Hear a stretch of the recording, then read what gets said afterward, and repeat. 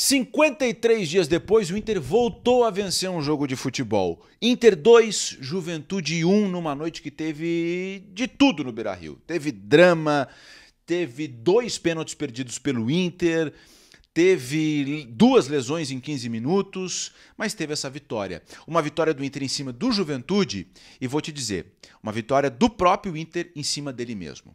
Dos problemas que ele enfrenta, das limitações dele, Inter, de tudo aquilo que ele vem desfilando ao longo de 2024. Então, é sobre esse jogo que a gente fala aqui e eu já te peço o like a partir de agora e já vai preparando o teu comentário aí para essa vitória do Inter, que encerra mais de 50 dias de jejum, termina com aquela sequência de 12 jogos sem ganhar, de um Inter não ter vencido no Beira-Rio depois da enchente e de um Inter do Roger Machado, que começou a apresentar algumas coisas ofensivas, mas defensivamente ainda tem limitações. Primeiro é o contexto do jogo, o Roger já lançou a campo no time titular o Bruno Tabata, que recém chegou. Bruno Tabata começou o jogo ao lado do Gabriel Carvalho e do Wesley para municiar o Ener Valencia. E na defesa, o Rogel fez mais um jogo, o Bruno Gomes foi lateral direito e o Mercado voltou para a zaga e já voltou como capitão, Bernabei na esquerda.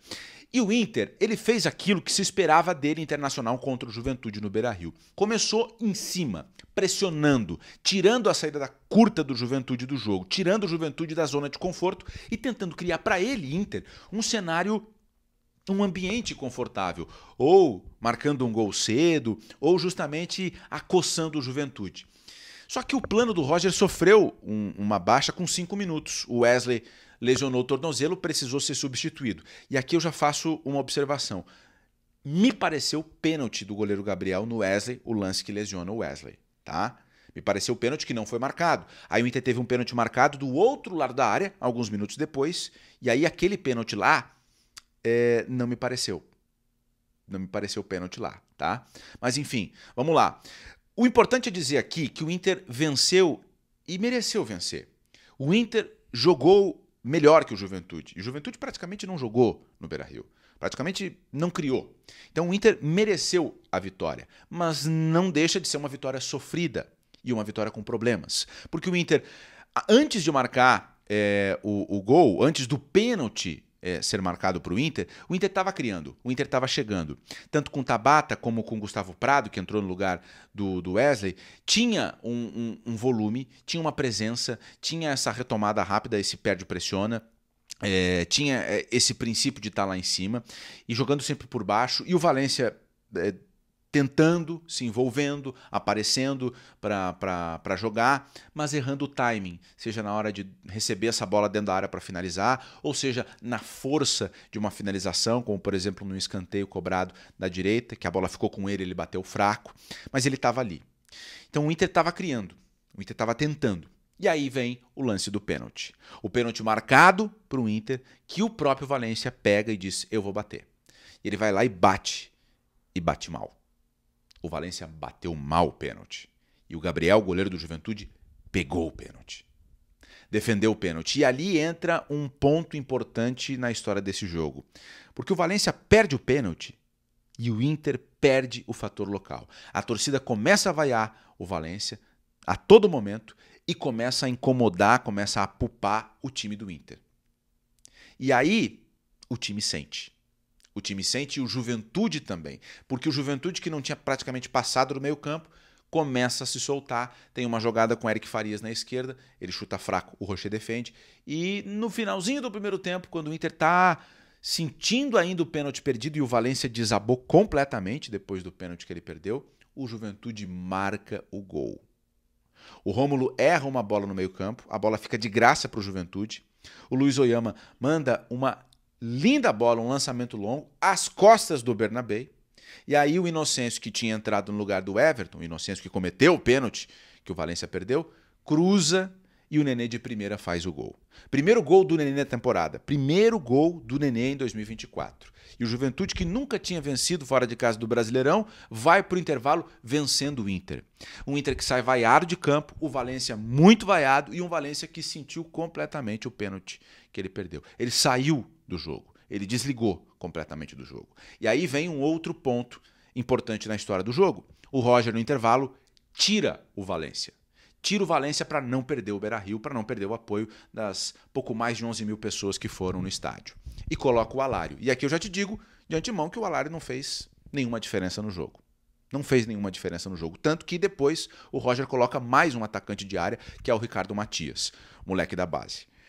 O Inter volta para o segundo tempo ainda sentindo o gol que levou, ainda sentindo o ambiente pesado, e o ambiente era muito pesado no Beira-Rio. Muito. O Juventude está confortável no jogo, mas erra. O Lucas Barbosa erra. O Thiago Maia vai lá, assume um protagonismo, vai para dentro da área do Juventude, pressiona o Lucas Barbosa, tira a bola dele e faz o gol. E com o gol, dá um estalo. O Juventude sente o gol, o Inter ganha confiança, e confiança é uma coisa que o Inter não tem há muito tempo, e aí o jogo começa a ser ainda mais o Inter tentando atacar e o Juventude só se defendendo. O Inter tentando atacar e o Juventude só se defendendo. O Juventude teve algumas escapadas, uma bola longa do Jadson lá no Marcelinho, mas já na reta final do jogo. O Juventude fez muito pouco. Muito pouco. E aí é que entra a história do Inter vencer a ele mesmo. Porque o Inter, de alguma maneira, ele encarou o próprio fantasma dessa pressão, desse ambiente, e foi para cima. O Gabriel Carvalho jogou bem, não foi assim exuberante, mas jogou bem. Né? Na comparação com ele mesmo, ele jogou um pouco menos. O Bruno Tabata, desde o primeiro tempo, tentando, aparecendo, assumindo a responsabilidade. Responsabilidade essa que aparece para a virada do Inter. Porque o Inter vai para cima, o Bernabé até começa a aparecer mais como um ponteiro, bem perto do bico esquerdo da área. E ele só não compromete mais defensivamente porque o Juventude abriu mão de atacar. E o Inter começa a apertar o Juventude, e a virada vem em um segundo pênalti. O Bruno Gomes, que estava como lateral, ele chuta uma bola, o Alan Ruschel desvia ela, o braço do Alan Ruschel está aberto, pênalti marcado. E aí o Bruno Tabata chama a responsabilidade de novo. Pega a bola e diz: eu vou bater. E aí o Bruno Tabata vai lá, bate, e o Gabriel defende de novo. O goleiro do Juventude pegou. Mas dessa vez o Gabriel deu rebote. E o Bruno Tabata, ligado, vai lá e faz o gol do Inter. A virada do Inter aconteceu com um sofrimento, com um drama, com o Inter querendo, né, sendo irresignado, mas com limitações. Limitações do principal atacante, que perdeu um pênalti e ficou completamente abalado. Do atacante reserva que entrou e não fez nada. De um time que cerca e tem problemas para fazer mais do que criar, mas que de alguma maneira começou a apresentar princípios ofensivos que são interessantes, né? Ainda tem muitos problemas defensivos o Inter, tem muitos problemas defensivos, porque é um lateral muito ofensivo, o Bernabé, um volante que está improvisado na lateral e dois zagueiros sem ritmo, o Rogel e o Mercado.